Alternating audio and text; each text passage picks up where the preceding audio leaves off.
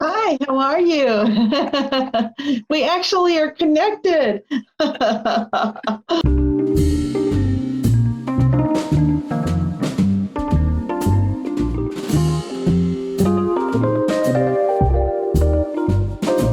Hi, Robyn. It's such a pleasure and an honor to do this podcast with you today.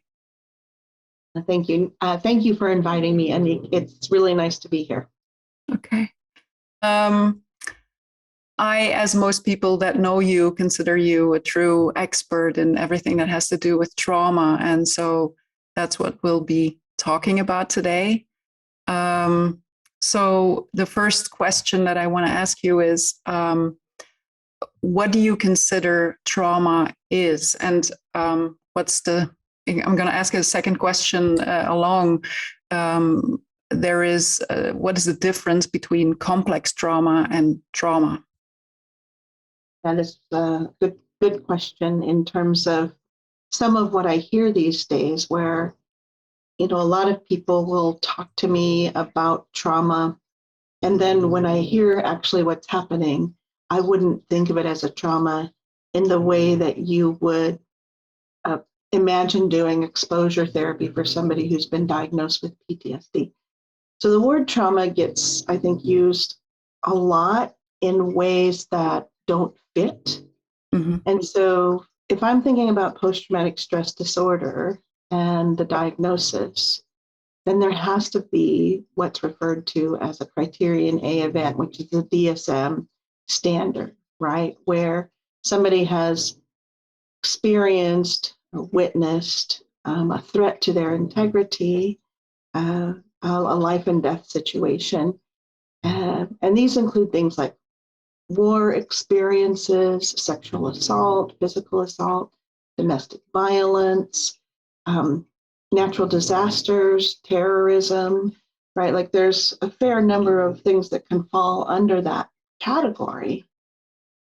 But people will say things like, I was traumatized by my parent yelling at me, or I was traumatized by failing that course, and it was such a horrible experience. And I would say those two things can be very painful events and can be emotionally challenging, but I wouldn't refer to them as trauma in a PTSD kind of sense. With complex trauma, it gets a little harder because essentially what we're talking about is long-standing trauma experiences occurring across a long period of time. And typically it's in childhood, but it doesn't have to be. Mm-hmm. For instance, it could be multiple deployments to a war zone, where sometimes you'll see soldiers who've been there 5, 6 times, and they've had lots of trauma during that time. And it's really impacted the sort of integrity of who they are.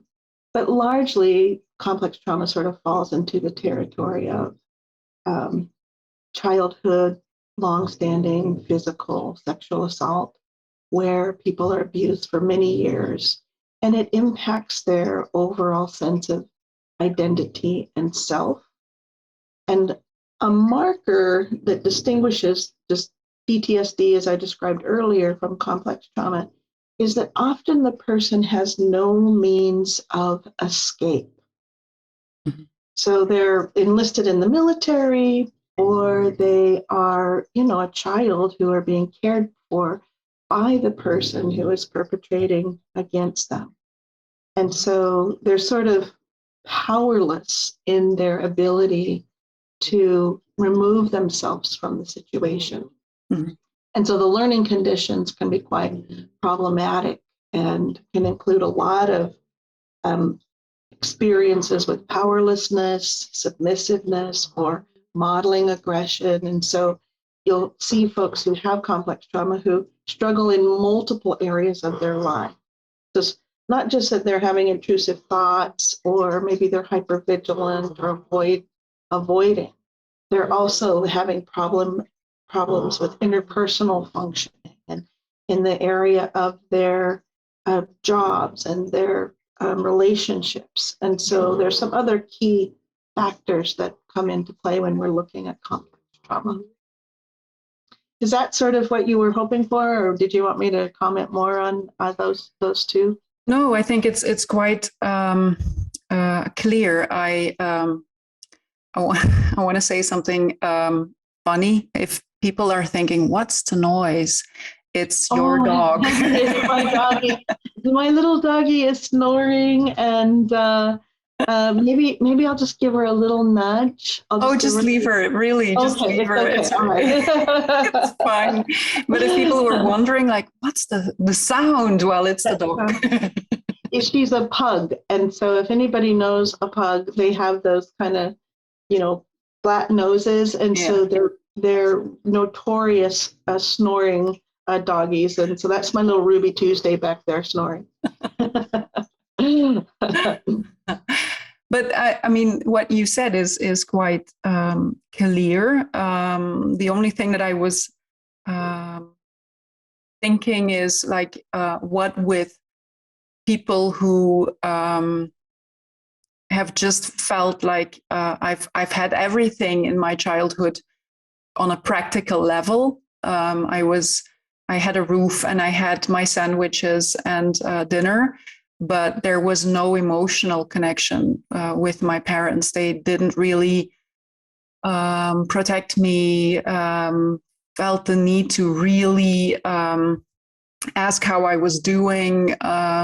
A sense of care, emotional care wasn't there. Is it the same? Is it the same category? It depends a little bit, because, and there's a kind of interesting place here, and maybe there's a little bit of gray territory. Mm-hmm. But just that they weren't emotionally available doesn't make it a trauma.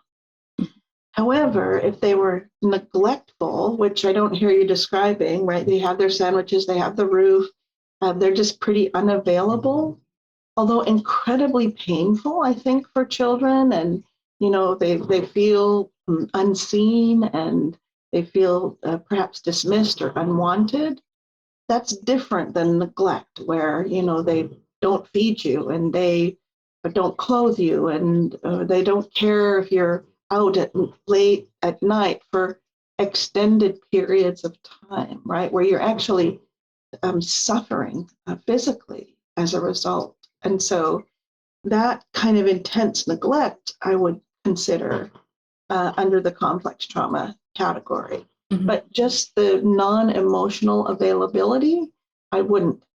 But I wouldn't say that's not painful, and that's not hard, and that kind of experience doesn't need treatment or assistance or something like that. It's just that I wouldn't put it in the complex territory.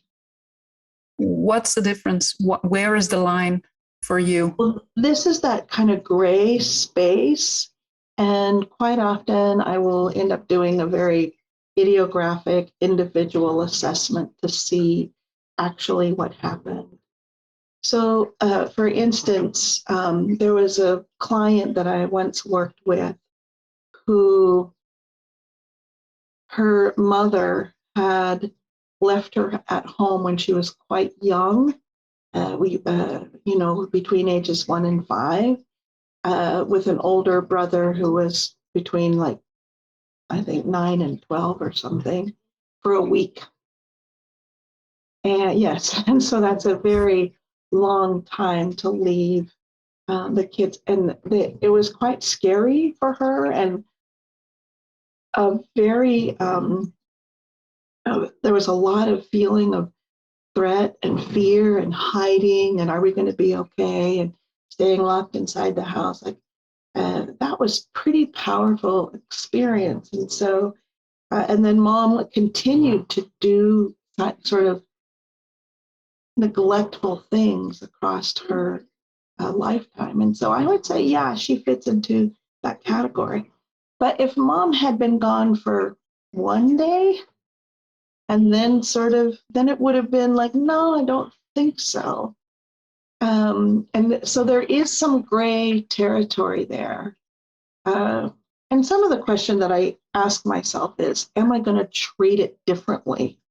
Yeah. Right? Like, that's sort of where you land. It's like, am I going to do something differently based on that diagnosis? And the answer might be yes, but I'm going to see what's the level of their intrusion, how much avoidance is involved here, is there hyperarousal, are there interpersonal problems? And so a good assessment is going to guide my treatment, regardless of whether it's, complex, not complex, or just PTSD. And so I'm more interested in what am I going to do versus whether it goes in this category or that category. For me, it where I look at in treatment is the self esteem. Is there something damaged, or is it strong enough, or is there a realization of this is who I am, or is it not there? And I feel that when I look at people who have felt that their parents didn't really, where there was no emotional availability, that there is also guilt and shame and there. So that's where I seem to be looking at for what's important. Yeah. Is there a sense of I'm damaged? Yeah. Or unlovable, irreparable in some way because of even my parents or my mom or my dad didn't want me, if there's a high level of neglect or something like that. Yeah. Yeah.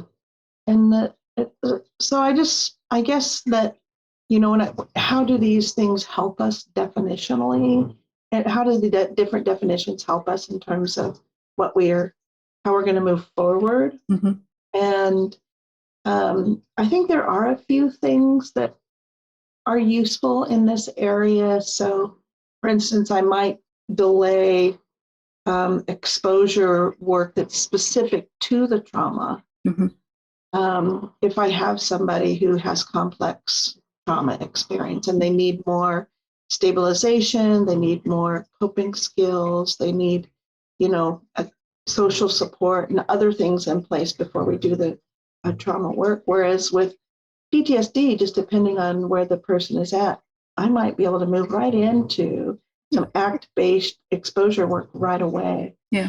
And so for me, it's sort of about where are they in terms of what's going to be the most effective and helpful treatment for an individual. Yeah, and with exposure, you mean exposing them to painful events that happened and to help them not move away from that anymore, but move towards it, and so that it's something that you can deal with. Yeah. So, like in acceptance and commitment therapy, right, which is the main place that I work from, you're doing a lot of emotional exposure and exposure to thoughts, and you're learning that thoughts are not dangerous, and you're inhibiting responses of avoidance and staying in places. Like you're doing a lot of that kind of exposure work just in general. But if you have somebody who has PTSD or complex trauma, you need to, and they're sort of suffering at that space where I'm thinking about it all the time, or it's impacting me, then you want to expose specifically to the traumatic events so they can process through those and learn, basically get new learning on board around these experiences are no longer dangerous. Yeah. So just ACT as a standalone without that is great, but you've got to get that additional body focus or memory focus exposure in the mix as you're doing the work. Yeah, exactly. Yeah. Yes. So what I was thinking in preparation of our conversation is like we both work with ACT, and a lot of the work in ACT is based on, can you notice stuff? Can you notice your thoughts and your feelings? And I often notice two things. Often people with trauma cannot notice a lot, or they're overwhelmed, or they don't notice anything. And they often cannot make the link with their past it's like, I don't know what happened there. I have no idea. I don't have a lot of recollection of what happened there. And I don't know if it really has a link to my current experiences. And so how do you go about do something with that?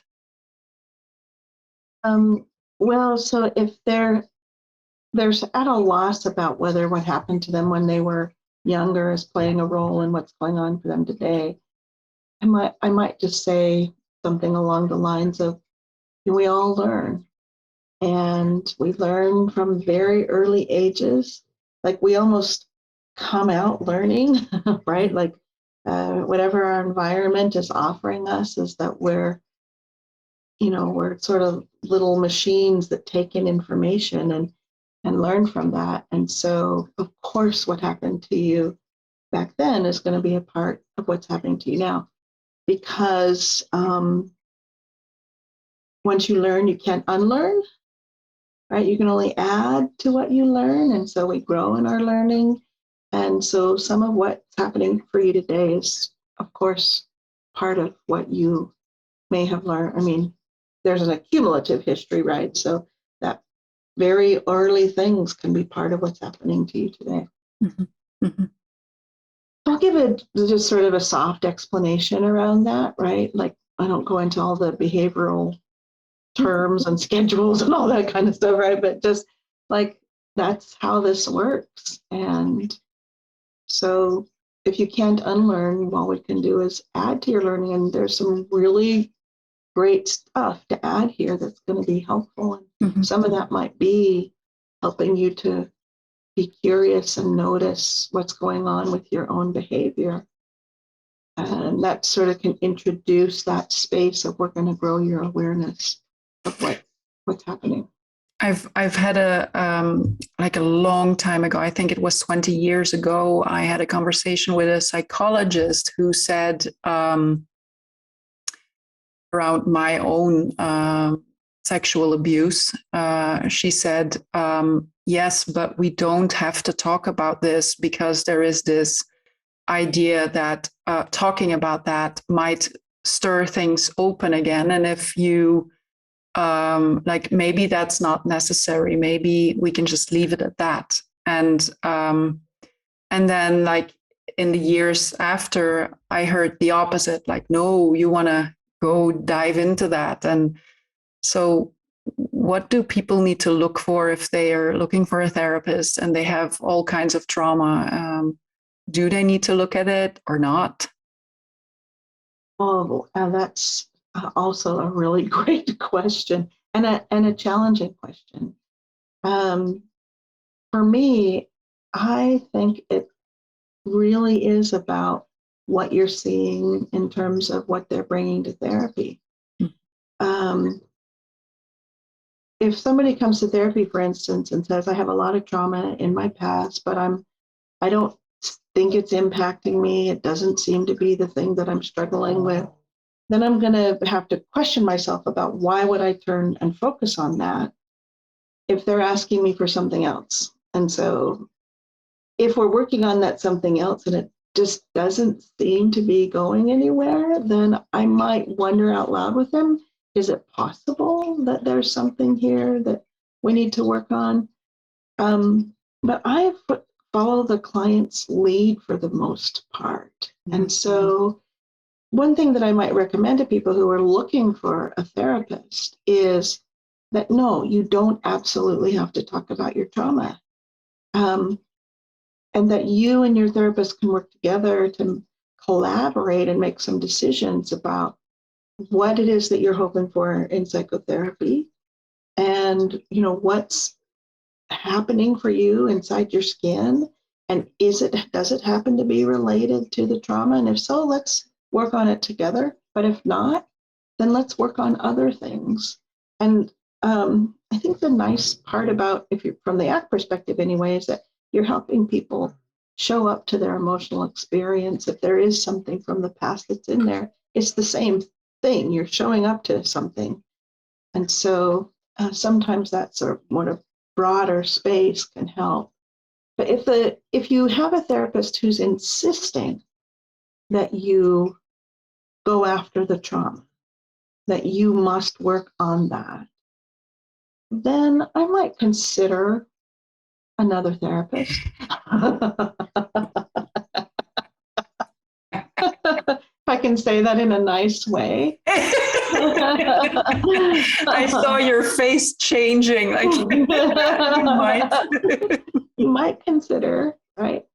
And because, I mean, unfortunately, and you know, this is a more controversial issue. Memories are funny critters, and you can tinker with them. And we don't want to, as in my opinion, what I would want is not for therapists to tinker with memories in such a way that they actually create something that wasn't there. Yeah. And so, you know, if you remember it, you remember it, let it be. And if you don't remember it, there's no point in like trying to force yourself into a memory. You know, it's so funny. I once had a false memory myself, and it's because our minds are so amazing. They can create images of a story that someone else has told us, and then we can think it happened to us in some way. I was once hanging out with a friend. We were at a conference. It was ABCT, the Association for Behavioral and Cognitive Therapies.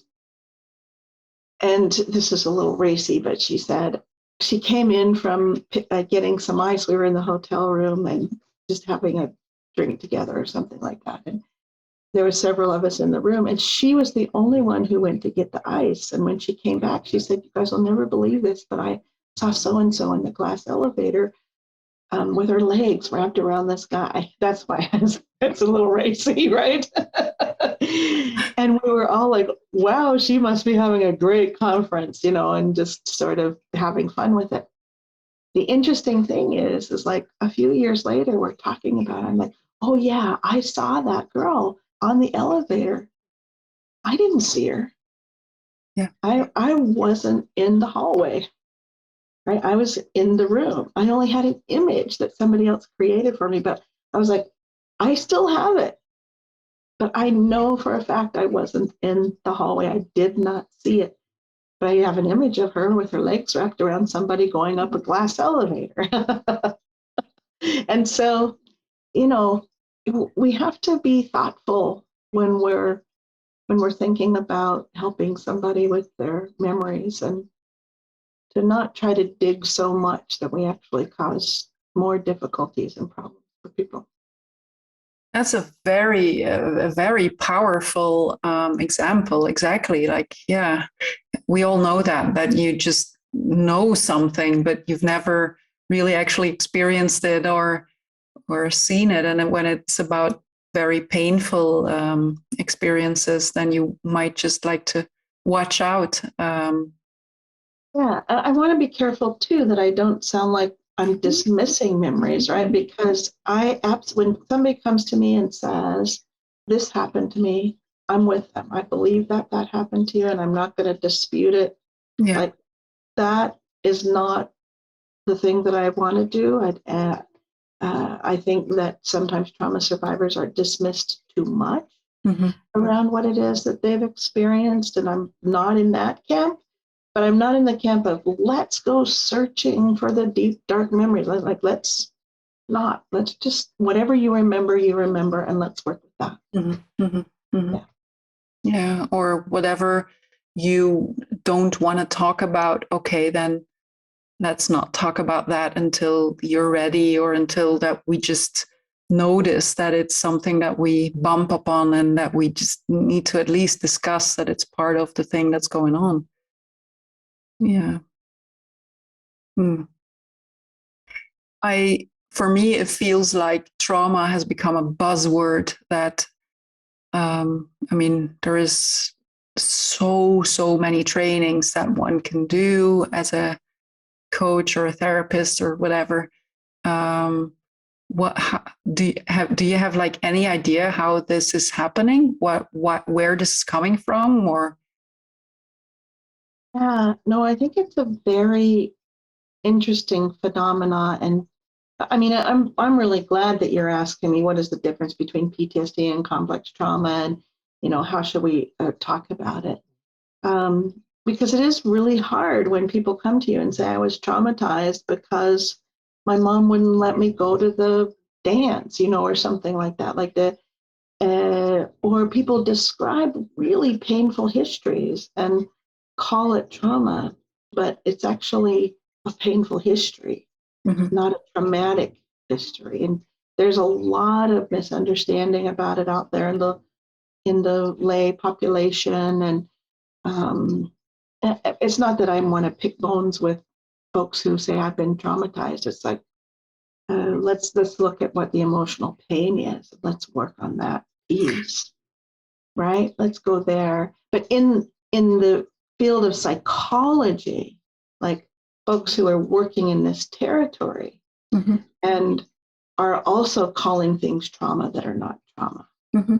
And so that's the one I'm more concerned about, is that, everything needs to be treated with your, trauma interventions. And I'm not so sure. I'm a little bit more conservative, I suppose, or cautious, or want to be thoughtful about how we as professionals talk about these kinds of things. Because it can take on a powerful meaning for some people. I was traumatized, and therefore I can't move forward until that trauma is resolved, when it's actually not a trauma. Mm-hmm.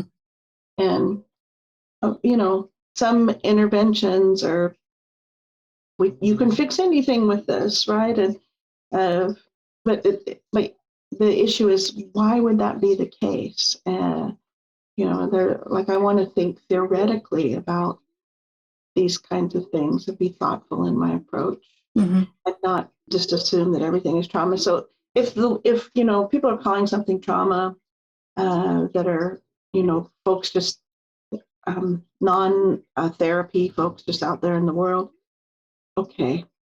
But when we sort of don't have a clear way of talking about it amongst ourselves as mental health professionals, then I think we get treatment sort of mixed up. Like, for instance, I'm not going to do prolonged exposure on somebody who has, was felt like something was traumatic that is not actually a trauma. Mm-hmm. Mm-hmm. That makes sense. Like, the evidence doesn't support that work. Yeah, so it's a like it is used as a container word for a lot of painful events in people's lives. And what you're saying is, if it is trauma, I need to do prolonged exposure, and if it's not, then just there's no need for that. And yeah, and I'll be doing the prolonged exposure course in a few months. So can you tell me what it is?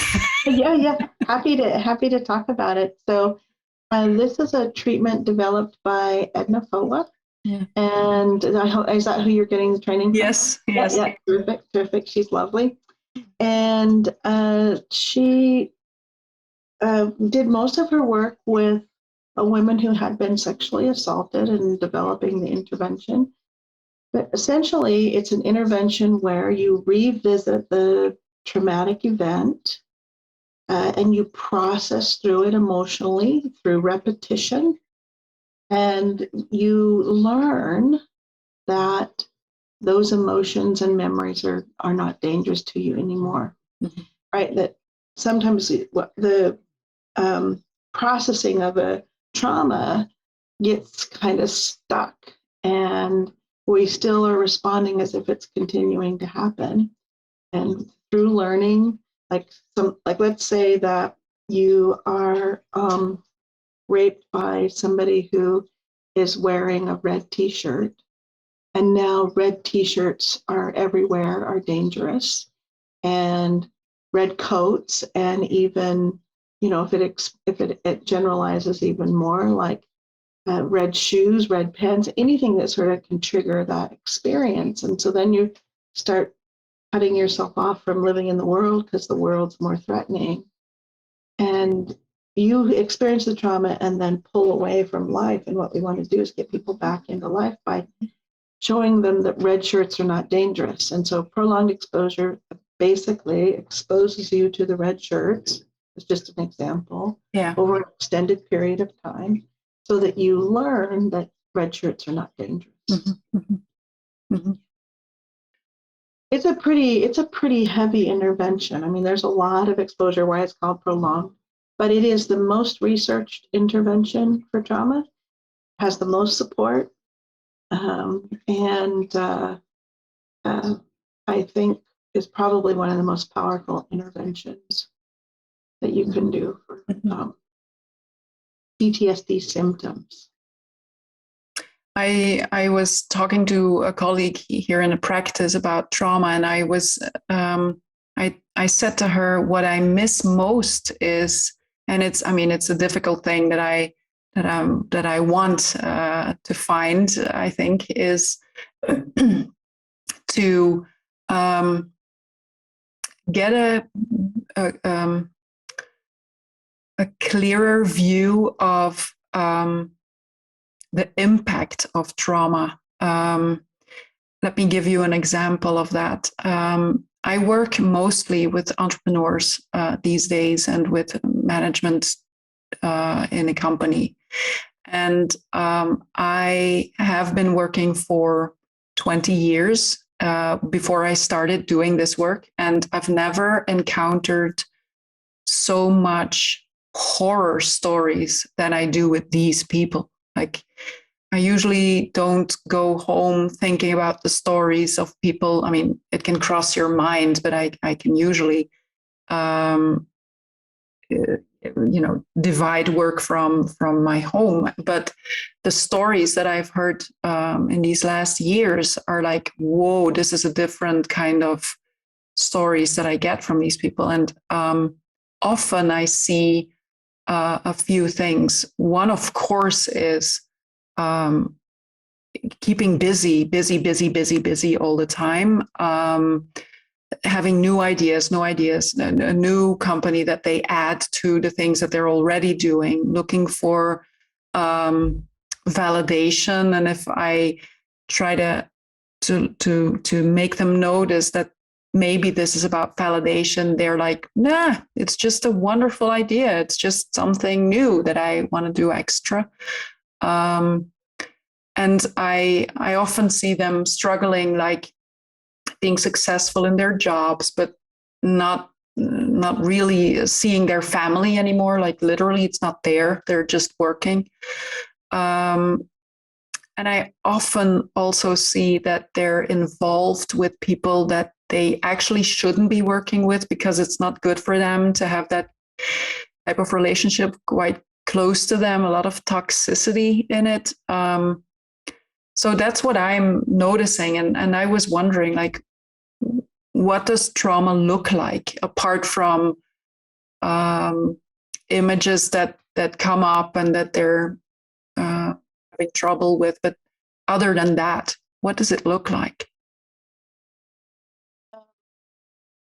So the impact is the question, right? What is the impact? Well, and I think part of what you're describing is sort of based on two things, and that is potentially like high levels of avoidance, right? Run, which could be because of a trauma history. Possible that they had a trauma in their past, and staying super ultra busy is a way to not have to deal with what happened to them. And there's cost, right? They're losing their families, they're run down, they're burnt out, they're in difficult places. And where the other part about it is that I think the world is in a system that's not very healthy, right? Just in general, like our need to produce and consume is, I think, got such a grip on us that it feels like we're like running as fast as we can to nowhere, right? Like we're going to end up extincting ourselves with this sort of, you know, consume, consume, consume, produce, produce, produce kind of mentality. And some people are really caught up in it, right? And I think that could be happening as well, is that we're like almost every system in the world is about more, get more, do more, get more, do more. And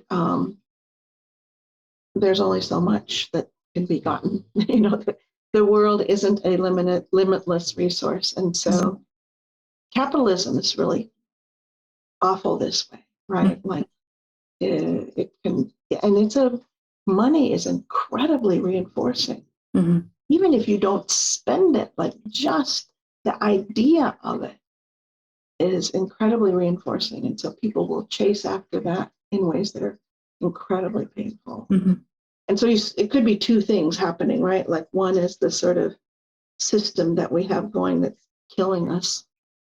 And then the other is I'm running away from my past because it's too painful.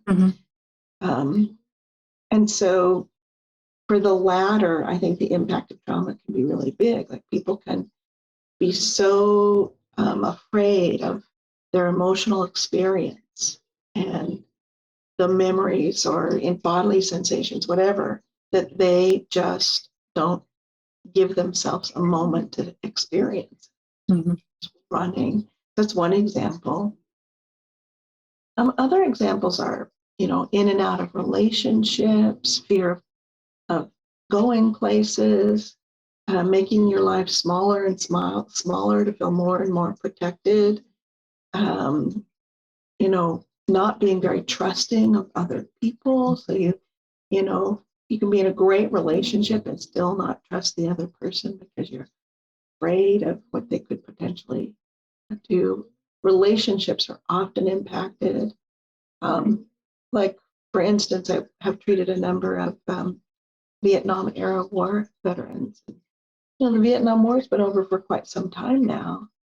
And the PTSD that they're experiencing has been impacting all of their relationships for all of this time, right? There's anger, there's shame, there's all these things that are coming in and, you know, leading them to believe that they're dangerous to their family, so they stay away, or that everything is about their PTSD, and and so their whole identity is built around the idea of PTSD, and they move through the world as if they are post-traumatic stress disorder, right? They're sort of collapsed into an identity around it, and so it can have, you know, small impacts like, you know, I can't go to that store anymore because that's where it happened. Versus every aspect of my life is about this trauma. And everything I do has something to do with this trauma in some way, right? Like the range can be quite significant depending on how they begin to relate to themselves once the trauma has happened.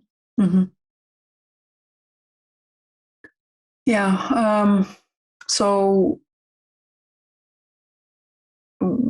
what I think is interesting in what you're in the difference that you're making is like people can have an awful childhood, but trauma is something else entirely. You can have an awful childhood and be incredibly successful and resilient. I know plenty of people, right? Like we know that PTSD only is diagnosed in about 10%, 10%. You know, it's different rates for men and women depending on what data you're looking at, but generally it's somewhere between 7.5 to 12, with females getting diagnosed more, so about 10% of the population. Of those who actually have experienced a criterion A traumatic event that get diagnosed with PTSD.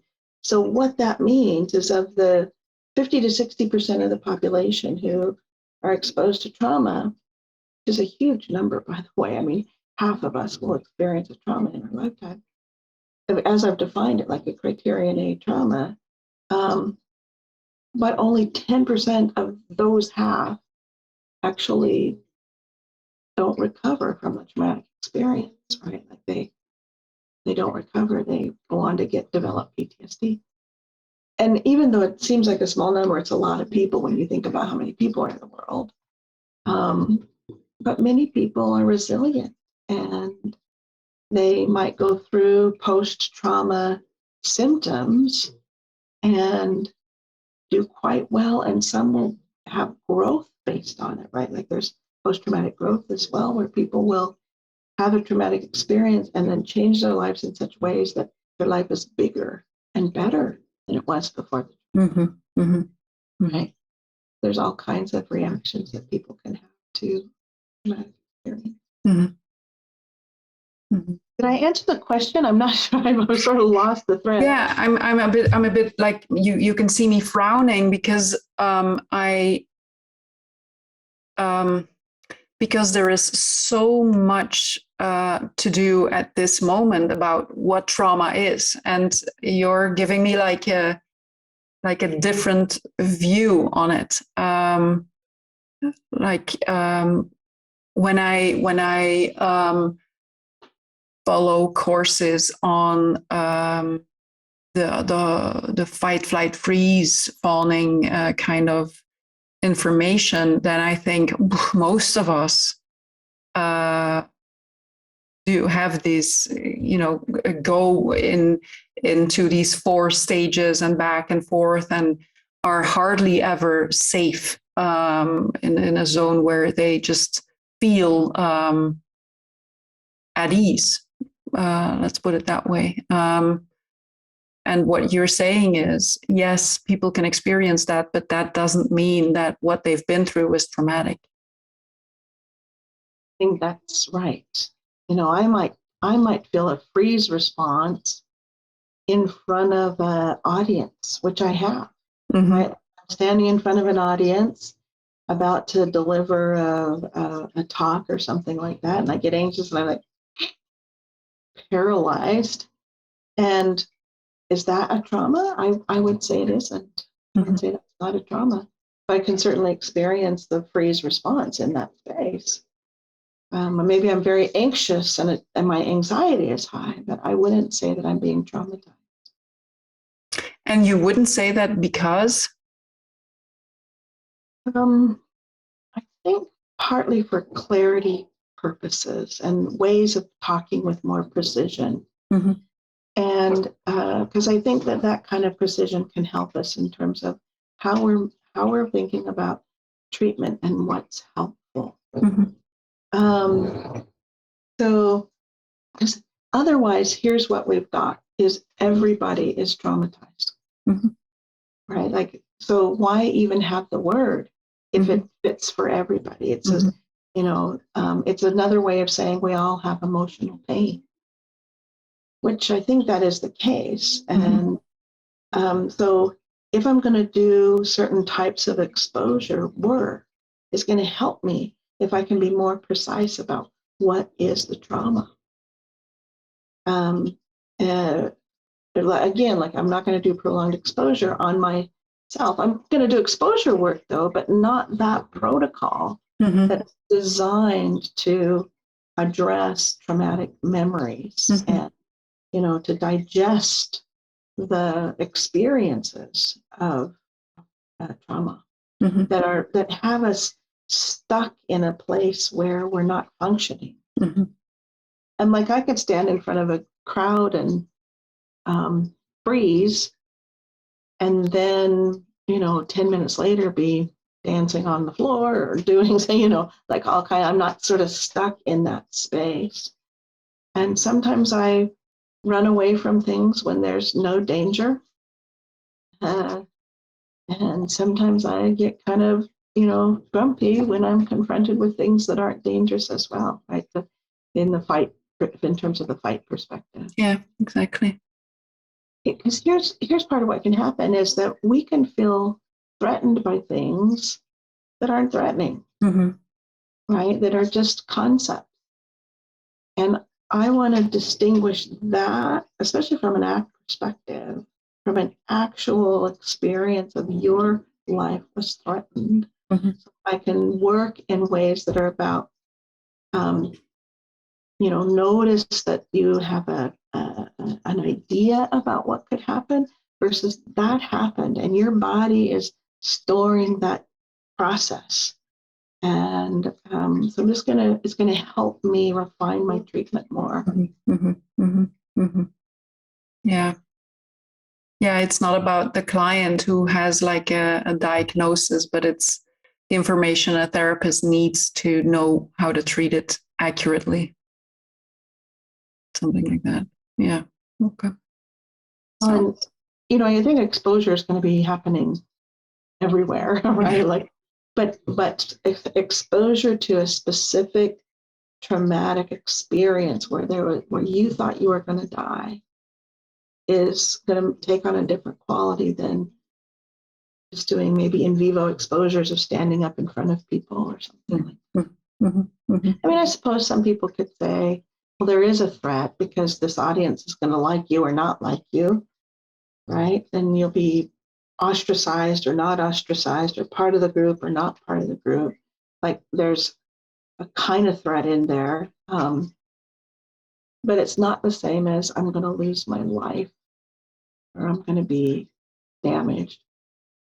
I mean, maybe it's on a bit of a continuum if you think about it in terms of just sort of our evolutionary, kind of, if you're not in the group, you might not be as safe kind of thing, right? Yeah. Like that. Yeah. That could be some of that kind of stuff. Yeah. Yeah. Yeah, exactly. Yeah. It just helps me think about like in all of this, I've learned EMDR, I've learned prolonged exposure, I've learned written exposure therapy, which is a really good treatment as well, cognitive processing therapy. I've got all of these sort of very specific, trauma-specific interventions, and I'm not going to do them on things that are not trauma. I'm going to do other things. I'm going to work in other ways. This is very helpful. Oh, okay. I'm glad to hear that. Well, and I'm not saying that I don't, if other information comes in that says actually everybody's traumatized and, just pick your treatment, then okay, but that's not where we're at, I don't think. Yeah. I am learning, but it's really just small bits of somatic experience, and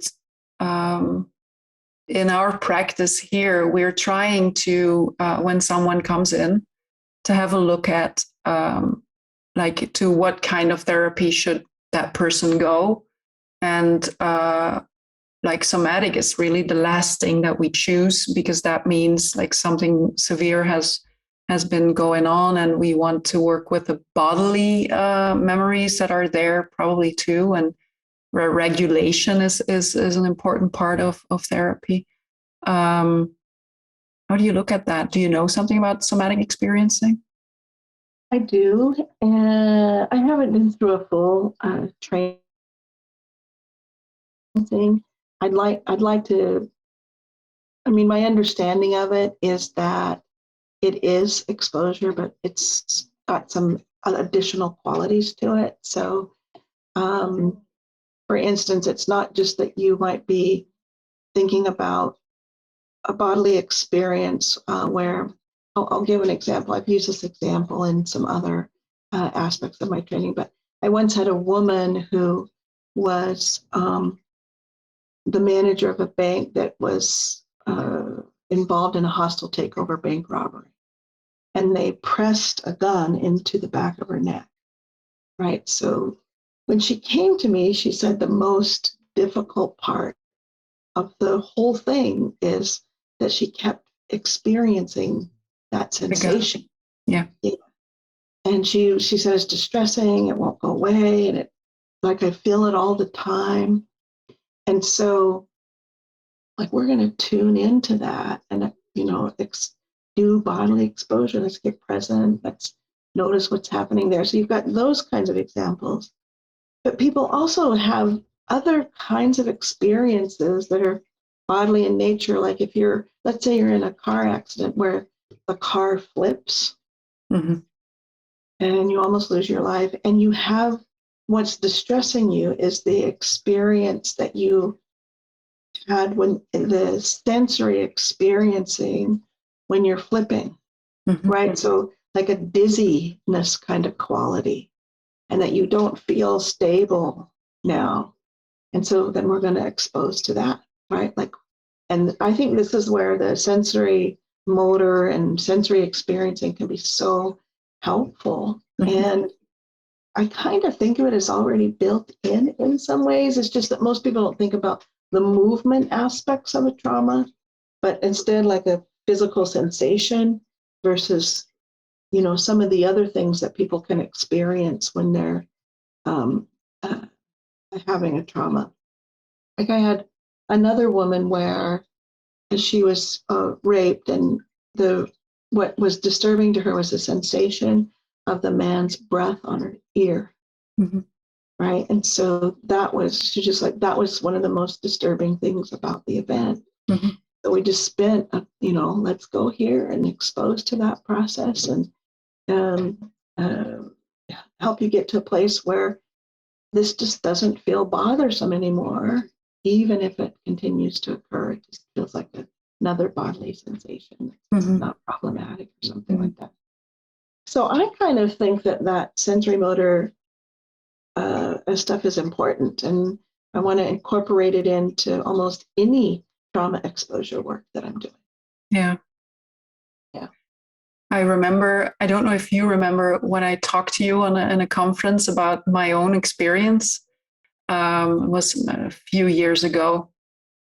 And I did a very intense workshop. And part of the workshop was about our sexual history.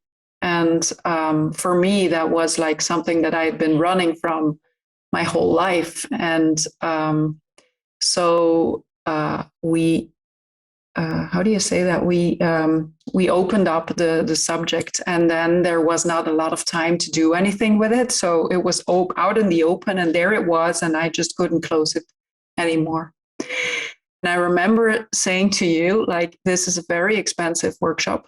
I've paid an awful lot of money for it. And every time someone comes near this subject, which of course in the conferences that we do, world conferences about feelings and thoughts and stuff, it just for me came up all the time. I was really vigilant on, I don't want to hear anything that just comes near this experience. And so I saw myself running out of workshops just by the least of things that somebody named something. I just had to run away. And I said to you, this recall, is, by the way. Sorry? I do recall. You do recall? Yes, yeah. So I said, this is very expensive and it's very annoying because I want to be here and I just can't. I just have to run. I remember before I talked to you, I tried to do my own exposure work of what I knew that like where is this in my body and how do I know about this experience and can I revisit just the feeling of it? And I just could not do that. And which was very frustrating because it felt like I know what I need to do and I just cannot. And I remember you saying, like, back there and then you couldn't run. So if the thing you need to do now is run, then maybe you need to run.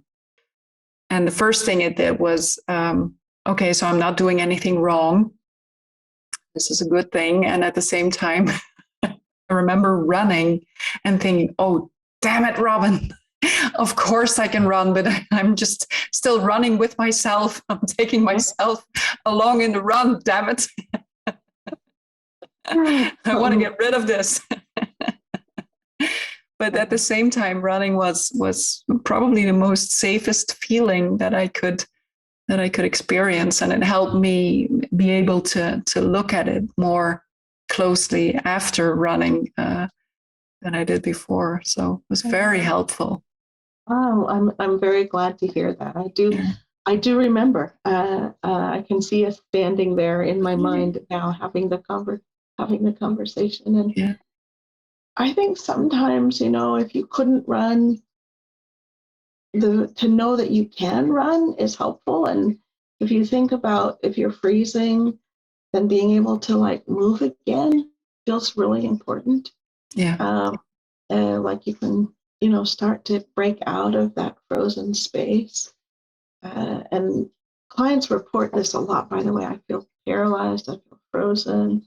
I feel like I can't breathe. Like there's all kinds of experience. So if we can just, okay, take the next breath, and just stretch your body a little bit. Again, that's a sort of somatic space. Like let's move. Let's get you going again. It can really be a powerful sort of experience. Like, okay, I don't have to be subjected to this in this moment. I can move. And Yeah. There'll be time to expose to the memory, to take the heat off the memory. Yeah, it is kind of a there and then and now and here. Today I can move and I'm an adult and I'm not in really any danger, and I can say that to myself, but that doesn't help. The convincing part really doesn't help, but the experience of here and now is really helpful in that moment, or was definitely. Yeah. Okay. So if people who recognize things that we're saying today and might feel disturbed in any way, what would you recommend for them to go look for in a therapist? I think I would look for a therapist who has some experience treating trauma. And so you can ask for that directly, or if you're looking on web pages or people who've been in therapy, you can ask about a little bit and see if folks have some experience with trauma. And it's okay to shop for therapists. Like this, I think, is people like kind of go and then they feel a little bit committed because they went. And finding somebody who you connect with and is going to look after you, right? And be there for you in a way that's not like, not challenging you, because therapy is about being challenged, but is challenging in a compassionate and sort of, let's make this work. There's a term that I've been using called compassionate immediacy, which is about, I want to hold you and help you through this and be there for you. And I'm not going to shrink away from your pain, but I also want to move and make things happen and, move, get your life going again. And so, if you're not connecting to that person and it feels like you're sort of holding still in a way where things aren't happening, then find another person. It's okay. Mm-hmm. Mm-hmm. So look for a trauma treatment background, and maybe even check to see what they've been trained in. Have they had some prolonged exposure, some EMDR, some cognitive processing therapy, written exposure therapy, any of those kinds of main trauma treatments that are out there. And do they think about things like stages of treatment too? And this depends a little bit on who you're talking to about whether you need to go through a stage or not. But I've seen enough trauma folks now to know that some people do need stabilization and safety and coping skills before we go in. Like, do they know that? And then do they know what trauma exposure is? And do they know what reconnection is, if you're thinking about the 3 stages of trauma treatment developed by Judith Herman? Mm-hmm. So that they seem a little, somewhat at least, knowledgeable about trauma. Mm-hmm. Okay. Okay. I think the biggest thing that I notice, and maybe folks can detect this, is that if the therapist avoids talking about trauma, then that's probably not the therapist to go to if you're looking for trauma treatment. Because therapists can avoid it too, right? Because they don't know, or they're afraid that they're going to re-traumatize you in some way if they talk about it. And that's just sort of not understanding how the process works. That you actually are going to go visit the trauma, and because we have enough data to know that processing the trauma means visiting the trauma. Mm-hmm. It's hard work, but it can be amazing work if people are just kind of willing to hang in there. Yeah, exactly. Okay. I usually ask at the end, like, is there something that you would like to say? Is there something that you would like to add to the conversation that we had? Although it feels like we've said so many things that are interesting. Territory. I would like to maybe say two things, and one is that for trauma survivors out there, there is hope. There's good treatments, and if you know and you've been avoiding a trauma treatment, things can be different and things can be better. Your life can be bigger and meaning based, and head out there and get the services. And then for the therapists out there, this is a very exciting thing for me and kind of a hard thing to mention because I'm not much of a self-promoter. Go ahead. I have a praxis course on ACT for the treatment of trauma. It's called Healing from Trauma. And it's at praxisset, praxiscet.com. There's a number of people who are going through it right now, so it's closed, but it's going to reopen early next year. So folks should look for it again. And you can, if you buy the course, you have a lifetime membership, so you can come to the course and get materials and watch the videos. I do a number of role plays with folks who have trauma histories. We talk about moral injury, which is often the result of trauma, and how to integrate ACT with the major exposure therapies that are out there. So maybe folks would be interested in checking it out. I wanted to enlist and I was too late. It was just like a very quick moment and it was full. So it was. Yeah, Praxis, they for their first round, and I don't totally understand the whole process, but they open up the course and then they close it. They get a bunch of people enlisted, they fill it up, then they close it. And then they open it up again later, forever, for everyone. Okay. Yeah. So it's going to be reopened in the spring of next year. Yeah. And I don't know the exact date. I tried to get the exact date, but they don't know the exact date either. And so, but it is going to reopen, and folks will see it advertised again and that kind of thing. So there. Yeah. It's a work of the heart for me, and so anyone who knows me will know what kind of course it is. Yeah, exactly. Yes, I'll be sure to mention it definitely on the podcast so people can find it again, because it's such a great way to learn from you, and it sticks by you for sure. I can say that from the many things that I've done in world conferences where you taught us many great things. So that's very kind. Yeah, it's heartfelt. Okay. Thank you so much for doing the podcast. It was really, I've learned a lot myself, and I hope a lot of people have learned a lot as well. So I can't wait to see the responses when I put it online. Yeah. My pleasure.